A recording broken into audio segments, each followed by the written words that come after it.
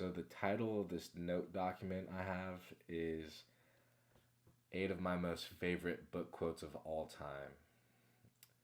And the reason why I want to share this with you guys is because in my experience of self-improvement and growing up, essentially I had a absolutely blessed background, healthy friends, healthy family, but I guess at one point in everyone's lives, some of you might feel lost, misguided, disoriented, and kind of like a lack of purpose. Everyone goes through it, even me. And so, how I coped with that was, according to Jordan Peterson, is by making myself most deadly as possible through the means of reading, writing, learning, and I'm trying to be articulate. But yeah, mainly the key point is I tried beating that feeling of senselessness and void through learning.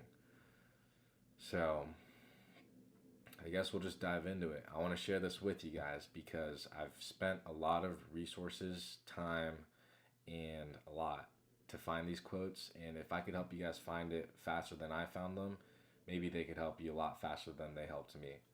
So, number one, he who has a why to live can bear for almost any how by Friedrich Nietzsche. So he wrote a book. This came from Man's Search for Meaning, where basically he just documents his life as a Holocaust survivor, what he saw in the Holocaust, what he experienced, and ultimately what helped him. And one of my favorite parts about the book is he gruesomely, like, actually denotes the harsh living situations of the camp, the brutal living conditions. And he says specifically that he could predict within 3 days whether a person would live or die, and he was accurate about 80% of the time.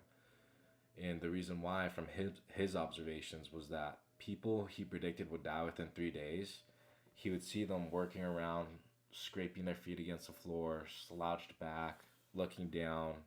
They kind of looked depressed, versus the people who lived and made it out of the camps were people who found a reason to woke up, found a reason to wake up every day. Not necessarily they worked with their back straight, but they uh, they were more kind of, I would say, present. And I hate saying that because it sounds kind of vague. So what I mean by that is people who would tie a purpose to a higher purpose outside of the camp were the people who would live more often. And how he observed that was that they would be more straight back, like their back was straight, working with their shoulders up. They were grateful in spite of their suffering.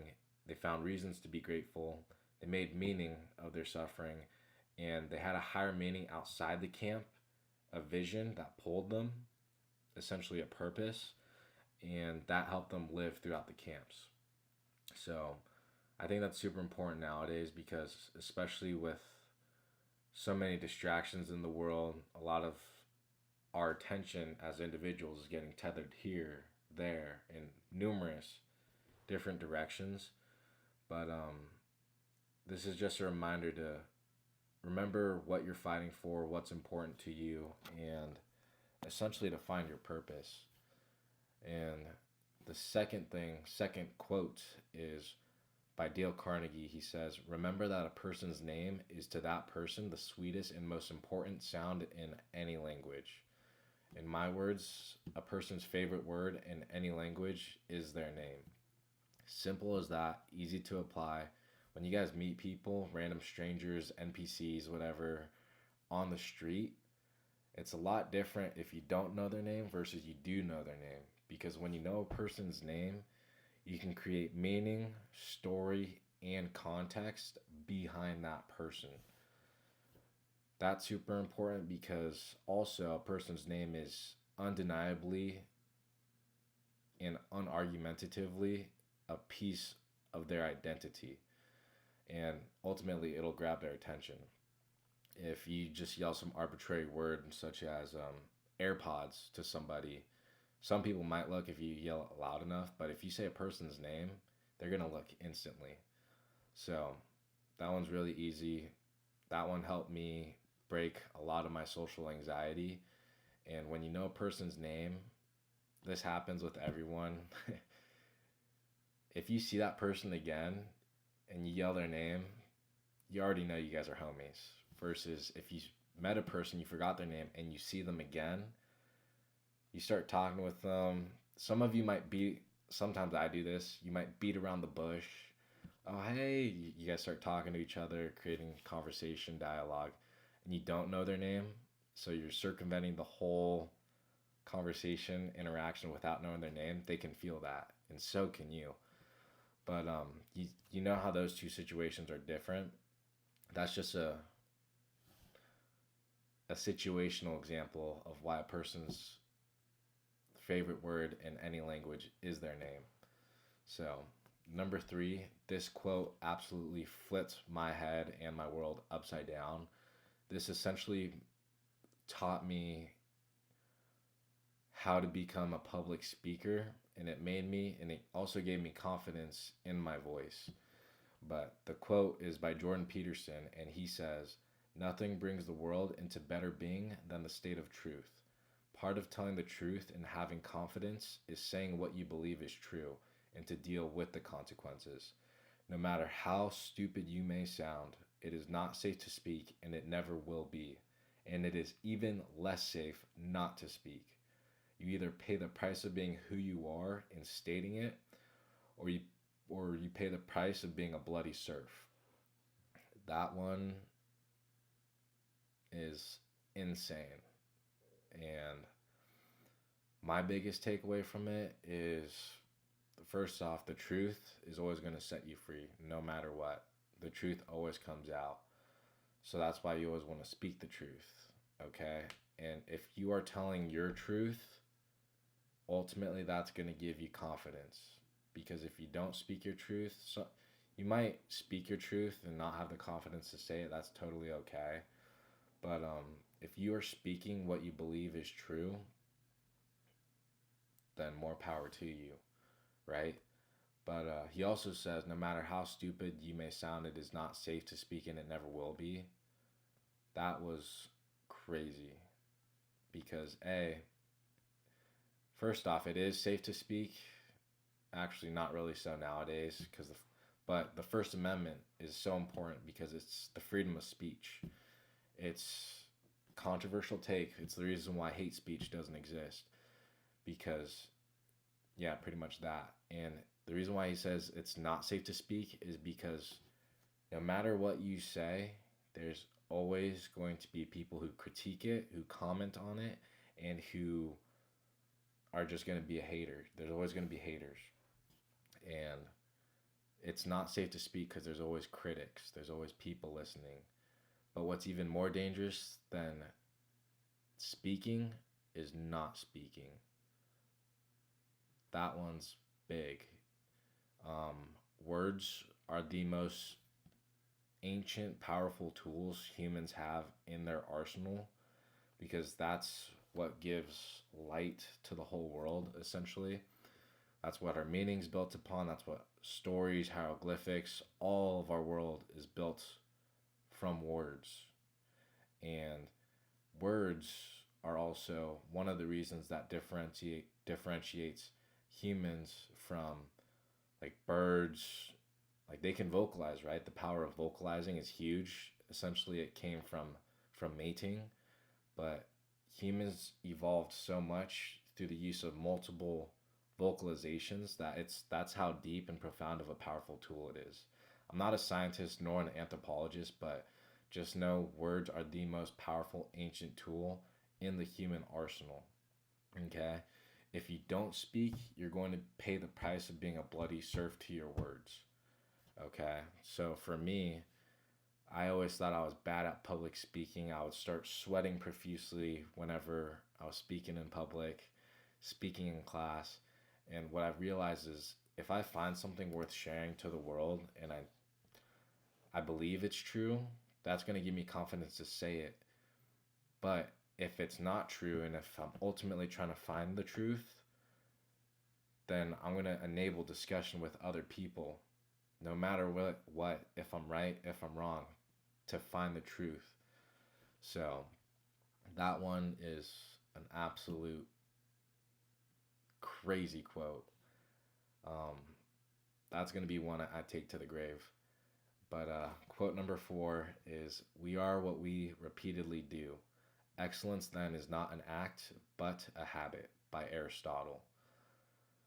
Um, Ultimately, what I could say is that the world is super fixated right now on identities and creating labels on people and separating them into categories. I don't really buy into that kind of stuff, simply for the fact that you could create infinite labels and infinite categories for people, and ultimately what you find is that shit doesn't matter. I'll use me as an example. Or actually, I'm going to use a more controversial takes because it's going to be more relative and understanding. Let's take. Now, actually, I'll just use myself. Let's take me. Okay, I'm Asian. That's one category. I lift. That's another category. I am 24. That's another category. I am 5'6". That's another category. I'm straight. That's another category. I have a college degree. That's another category, right? Now, all these categories that I'm saying, you could extrapolate them out infinitely, no matter how many times you want to. And you can use these with different words: black, white, single, double, all that stuff. I'm saying those ones because it might make more sense. But I'm a male. That's 8 categories. Ultimately, what you find is you can extrapolate all the labels out further. If you do it infinitely, what you're going to find is all those labels I'm not a part of, they create me. So essentially, that's called intersectionality, is taking their identity, right? You take that out infinitely, what you ultimately find is the individual is the ultimate minority, period.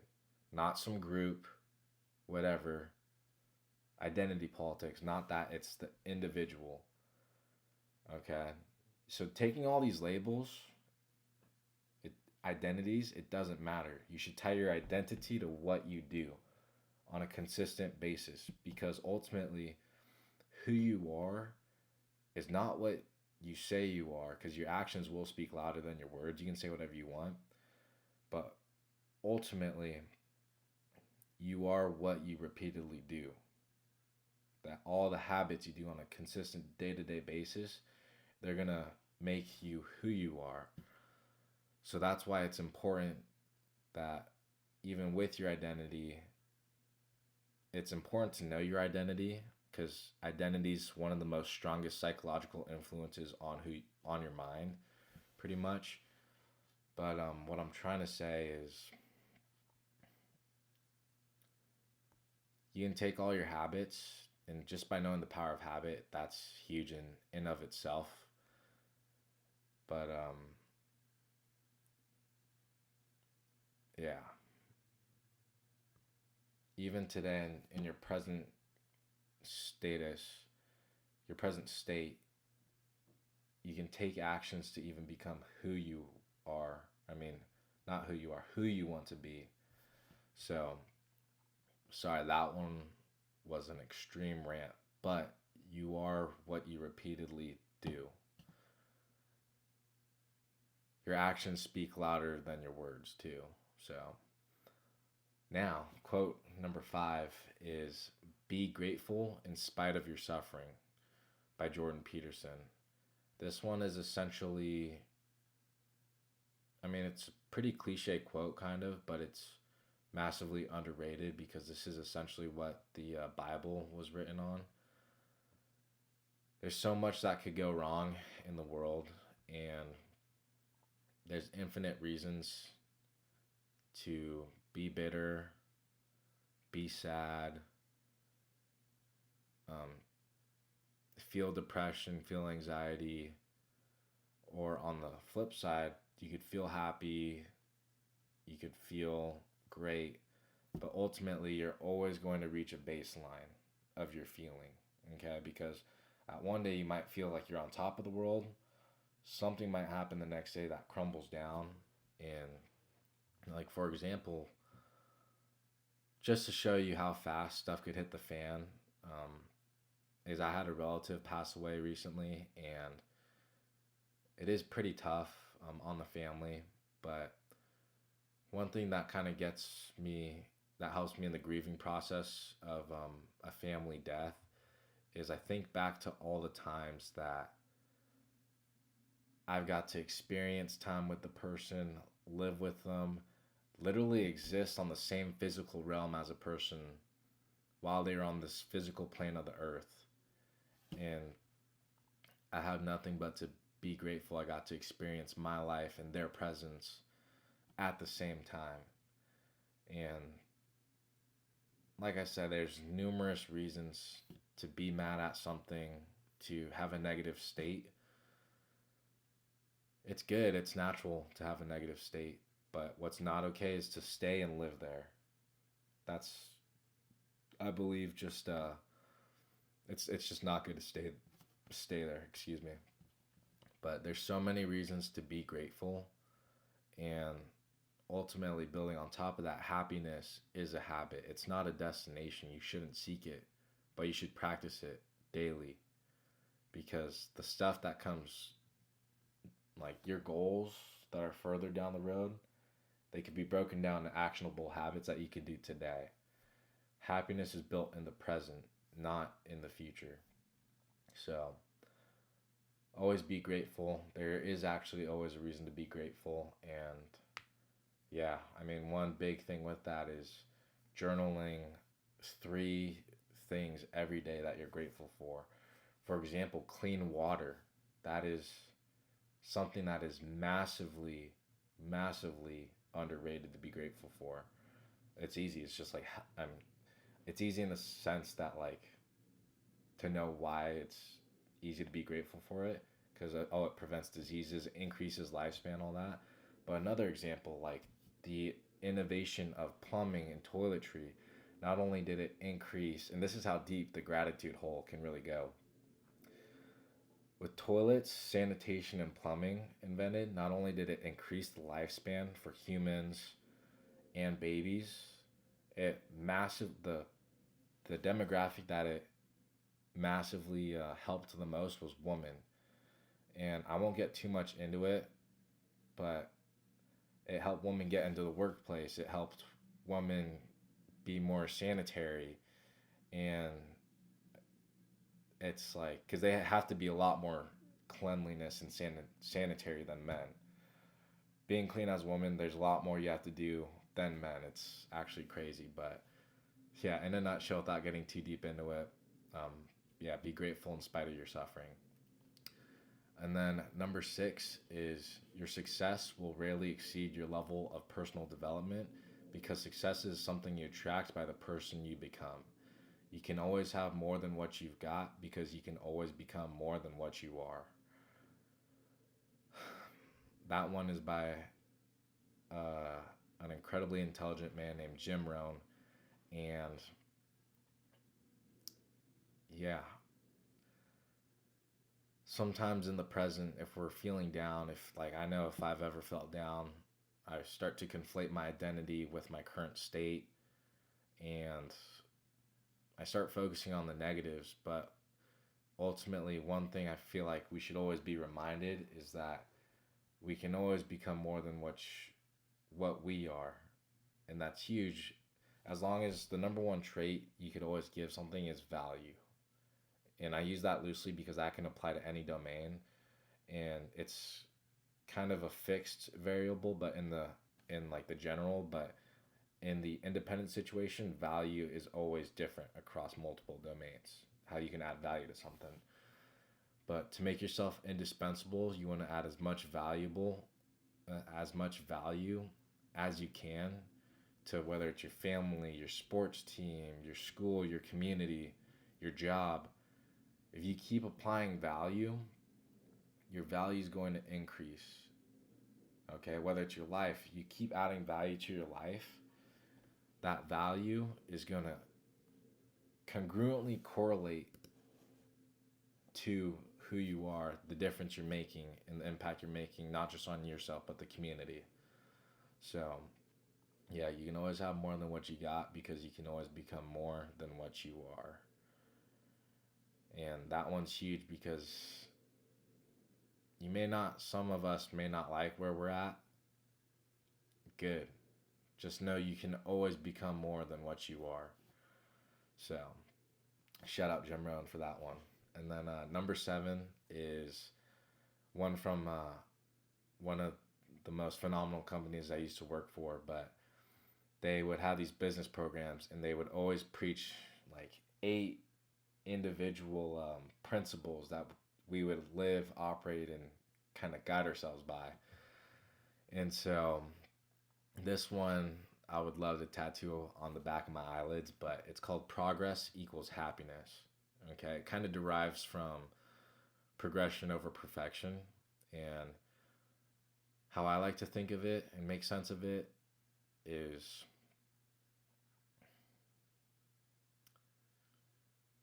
there's no perfect way to do anything. And the majority of the time, we like to think of the perfect way to do something. And that can create analysis paralysis, overthinking, and over planning. And if we over plan, then when a plan doesn't go your way, then you start getting anxious. But pretty much, you want to value progression over that perfection. And when you bring happiness into the loop, progress is happiness. The loop of life is not exponential, like a Pareto principle. Okay, there's a lot that applies to the Pareto principle, which, if you guys don't know, that's the 80-20 rule.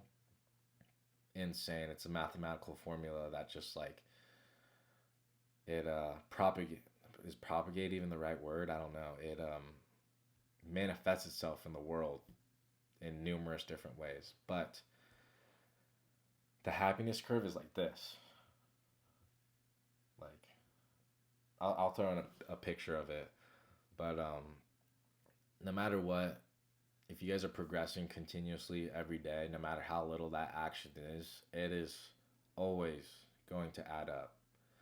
And if you keep progressing and you keep moving forward towards your goal, no matter how minuscule that progress is, that is ultimately better than nothing. Okay? And yeah, progress is happiness. So yeah, there's 7 quotes. Hopefully you guys like that. Hopefully I did this all in one shot, so I didn't really want to cut it, but I just wanted to kind of shoot it raw on the camera. But if you guys liked it, hopefully you guys could take some sort of value from these quotes, and gain more value from these quotes than they have given me. But hopefully you guys enjoyed, and appreciate you guys if you made it this far. Nick out.